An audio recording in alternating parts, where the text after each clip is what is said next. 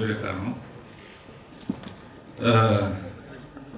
ఇప్పుడు నేను మొదట మాట్లాడబోయేది ఇద్దరు గురించి. నాకు చాలా ఇష్టమైన శేఖర్ కమ్ముల అండ్ అనిల్ రావుపూడి అండ్ రైటర్గా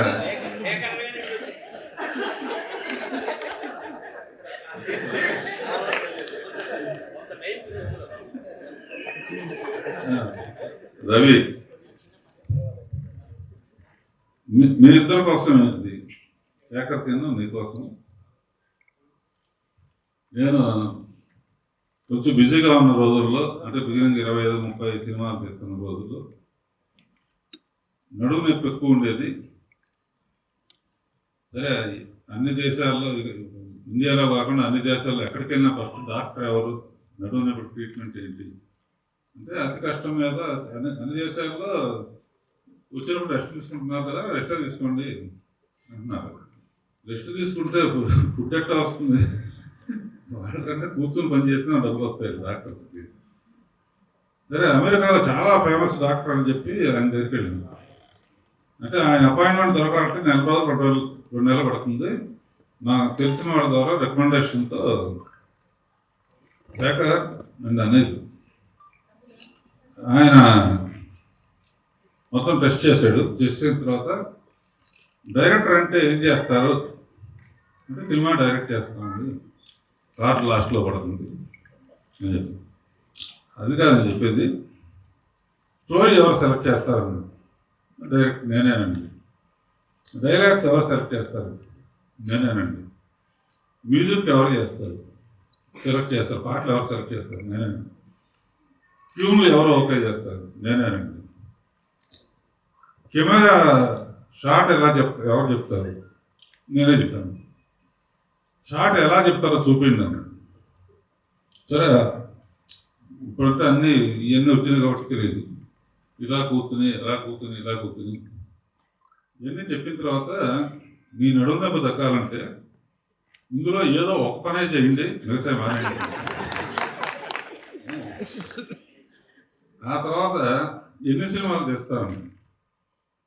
అప్పుడు 4, 5, 6, 7 ఒక సంవత్సరం 8 సినిమాలు కూడా తీసాను. 4 సినిమాలు తీస్తారా ఇవన్నీ చేస్తూ? సంవత్సరానికి ఒక సినిమా తీయమన్నాడు. ఏమన్నా తీసిందే ఒకటైతే అది అడగకపోతే నా పరిస్థితి ఏంటి? తీస్తే కానీ ఆ రోజుల్లో అలా ఉండేది. ఎందుకంటే నేను ఒక సినిమా తీస్తుండగా నెక్స్ట్ పిక్చర్కి కృష్ణ గారి డైరెక్షన్లోను, ఆ నెక్స్ట్ పిక్చర్ సోమరావు డైరెక్షన్, తర్వాత ఆ నెక్స్ట్ పిక్చర్ రామారావు డైరెక్షను, ఇట్లా వరుసగా పిక్చర్ ఫెయిల్ అయినా లేకపోయినా కూడా అవి కంటిన్యూ అవుతా ఉంది. అందులో 110 వీకులు కాదు.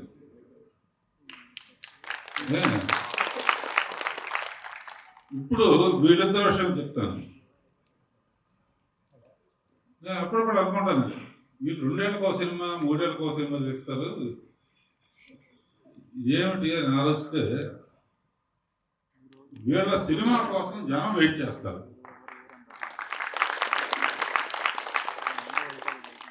శేఖర్ సినిమా మోడీ గారు కంపేర్ చేయొచ్చు.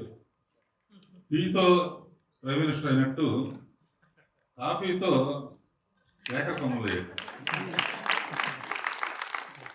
ఆ సినిమాకి పాపం ఎంత ప్రమోషన్ చేశాడో. నాకు ఏదైనా పిక్చర్ నచ్చితే కొత్త డైరెక్టర్ సరే పిలిచి మాట్లాడతాను అన్నమాట. అట్లా హ్యాపీ డేస్ ఇప్పుడు ప్రతిసారి శేఖర్ని పిలుస్తాను. వచ్చే వండర్ఫుల్ డైరెక్టర్. సినిమాని ఇలా కూడా తీయొచ్చు అని చూపించిన డైరెక్టర్. అందునే పర్టికులర్గా వీడు 3 ఏళ్ళకో సినిమా తీసినా కూడా శేఖర్ ఎప్పుడు తీస్తాడు సినిమా అనే ఆడియన్స్ కోట్ల మంది ఉంటాం అనేది అదృష్టం. నాలాగా ఫాలో అవ్వండి. అలాగే మన అనిల్ కూడా ఒక పటాస్ అని ఒక ఇన్స్పెక్టర్ సినిమాతో మొదలుపెట్టి భగవంత్ కేసరి అని వాళ్ళ బాబాయ్ బాలకృష్ణకి వచ్చి ఇప్పుడు చిరంజీవిని దాటి ఎక్కడికి వెళ్తాడో తెలియదు. మీరందరూ కూడా అనిల్ ఫోన్ చేసి అనిల్ నవ్వించబోయా 3 నెలలకో సినిమా తీయి అని అడిగే పరిస్థితి తీసుకొచ్చాడు. సో వాళ్ళ డైరెక్టర్స్ వాల్యూ ఎలా ఉందంటే వాళ్ళ సినిమా కోసం జనం ఎదురు చూస్తున్నారు. అది మేమందరం చేయలేకపోయిన పని మీరు చేశారు. మీ ఇద్దరికే కంగ్రాచులేషన్స్. అట్లాగే మన బివిఎస్ రవి, అతను చిన్న ఆర్టిస్టులు కాని నుంచి పెద్ద ఆర్టిస్ట్ చిరంజీవి వరకు రోజు ఎవరింట్లో ఉన్నామంటే చిరంజీవి ఇంట్లో ఉంటాడు ఒక రోజు, ఒక రోజు నాని ఇంట్లో ఉంటాడు ఒక రోజు. ఇట్లా అందరికి అంతగా ముందు తను సినిమా తీశాడు. ఇంకా మంచి సినిమా తీయాలని ఆలోచిస్తున్నాను. నెక్స్ట్ ఇది మ్యాంగా మీడియా ద్వారా చూస్తున్న దాంట్లో రాము. సరే, కొత్త వాళ్ళని పరిచయం చేయటం ఎప్పటి నుంచో నాకు ఇష్టం. అన్నిటికన్నా సినిమా సక్సెస్ కన్నా కూడా జీవితంలో కొత్త వాళ్ళని పరిచయం చేయటం. విక్టరీ వెంకటేష్ కానీ, మహేష్ బాబు కానీ, అల్లు అర్జున్ కానీ, వాళ్ళ హనుమాన్ ఒక చైల్డ్ ఆర్టిస్ట్ 100 సినిమా చేసిన అతను హనుమాన్గా ఎదిగాడు. మొన్న శ్రీలీల అండ్ రోషన్ హీరోయిన్లు అయితే గొప్ప అనుకోండి. ఇలా కొత్త ఆర్టిస్టులని, కొత్త డైరెక్టర్స్ని ఇంప్రూవ్ చేయడం చాలా ఇష్టం. ఈ మధ్య ఒకసారి ఓటీటీలు చూస్తూ ఉంటే మా శేఖర్ తీసిన పంచతంత్ర కథలని ఆహార చూశాను. అద్భుతమైన ఫోటోగ్రఫీ ఎవరు అనుకున్నాను. అతనే అన్నారు. డైరెక్టర్ ఎవరు? అతనే. కథ ఎవరిది? అతనే. డైలాగ్స్ ఎవరు? అతనే. వెంటనే రౌండ్ అన్నాను. కథ చెప్పాడు. కథ చెబితే వెంటనే చెక్కు రాసి వెంటనే ఇచ్చేసిన సినిమా నువ్వు చేస్తున్నావు. ఇతను ఆశ్చర్యపోయాడు. పూలు పళ్ళు వాడుకున్నాయన బెలూన్ కోసం ఇప్పుడు తెస్తున్నాడు.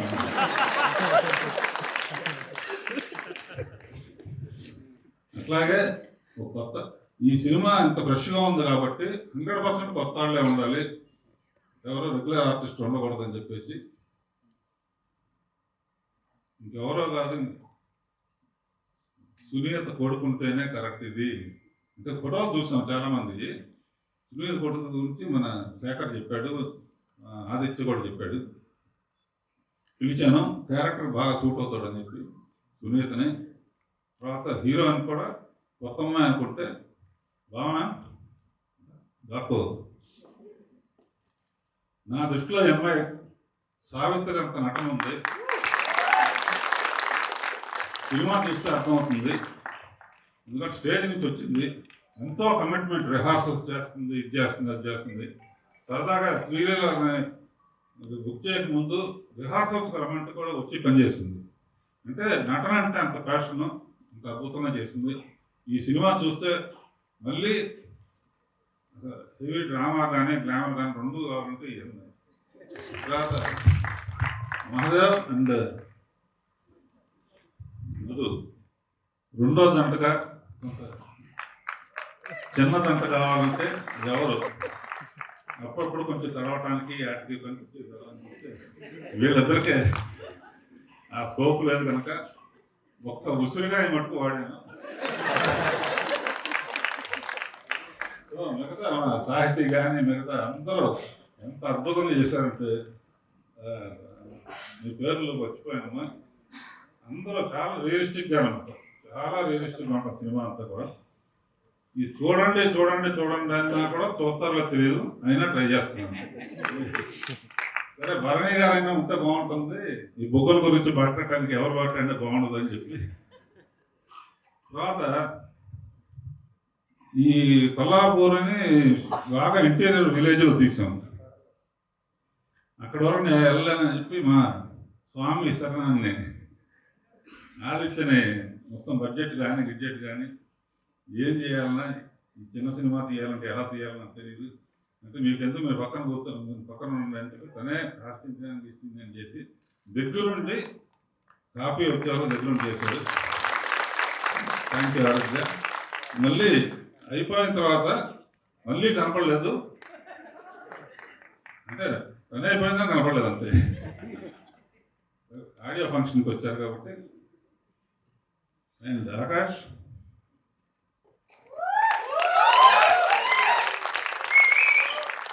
ఇతను సునీతకేమో కొడుకు, నాకేమో బాధ్యత. నేను ఇంట్రొడ్యూస్ చేసిన అందరూ మంచి పొజిషన్లో ఉన్నారు. ఎట్టి పరిస్థితుల్లో ఇతను కూడా చాలా మంచి పొజిషన్లో తీసుకెళ్ళాలని, కొన్ని సీన్లు అవసరమైతే రీషూట్ చేసి చాలా ఎక్స్ట్రాడినరీగా పర్ఫామ్ చేస్తాడు. చాలా బాగా చేశాడు కూడా సినిమాలో కూడా. అంటే ఈ క్యారెక్టర్కి ఇతను తప్ప ఇంకెవరో సూట్ అవ్వరు, ఎవరు చేసినా కూడా ఈ సినిమా ఆడదు అన్నంత న్యాచురల్గా చేశాడు. And all the best Prakash. And Sunitha, ఇలాంటి కొడుకునికి నడుకు పాడుతూ ఉండకుంటుంటాడు కనుక చాలా చక్కగా యాక్ట్ కూడా చేశాడు. ఎవరినైనా మర్చిపోతే సారీ. ఇందులో హారిక, ఇంకో అమ్మాయి పేరేంటమ్మా, సాహితి, సునీత కలిసి టైటిల్ సాంగ్ పాడారు. మా కాస్ట్యూమ్ డిజైనర్, మా ఎడిటర్ అందరూ. Music Sandy.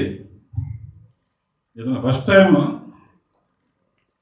బిబిసారాలో కిరణ్ గారి దగ్గర వయలినిస్టు పెద్ద హిట్ సాంగ్ పాడించారు. ఆయన మంచి వయలినిస్టు. ఇతనికి first time music director chance ఇచ్చాం. కొన్ని కారణాల వలన అమెరికా వెళ్ళాడు. అప్పుడు వెంటనే తెలంగాణ బ్యాక్గ్రౌండ్ కనుక బొబ్బిలి పిలిచి మ్యూజిక్ చెప్పాం. అతను కూడా అద్భుతంగా చేశాడు. శ్రీలేఖ కొంత చేసింది. అందరికీ థ్యాంక్స్. ఎవరు నేను మర్చిపోయింటే క్షమించండి. ఇప్పుడు శిరాశ్రీ, ఇతను రామ్ గోపాల్ వర్మకి రాయగలదు, రాజమౌళికి రాయగలదు, రాఘవేంద్రకి రాయగలదు.